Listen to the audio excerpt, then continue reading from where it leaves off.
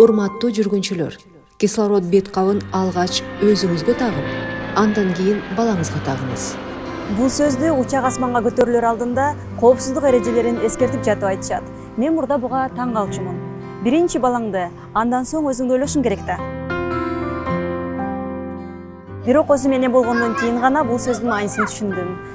Балаңдын коопсуздугуна кам көргүң келсе, алгач өзүңдүн коопсуздугуң туурасында ойлонушуң керек. Бактылуу эне гана өз балдарына бакыт жана кубаныч тартуулай алат. Билимдүү эне балдарына жакшы билим берүүгө мүмкүнчүлүк түзүп бере алат. Дени сак эне гана дени сак бала чоңойто алат. Элестетип көрсөңүздөр, энелер бир күндө кеминде 4-5 саат убакытты балдары менен өткөрүшөт. Энелер балдары менен көбүрөөк кучакташат. Демек, балдар менен байланышта эң көп энелер болот. Демек, эгер эне вирус жуктуруп алса, ал биринчи кезекте кимге жугузат? Өз баласына. Апалар, келгиле балдарыбыздын ден соолугун ойлойлу. Эмделгиле.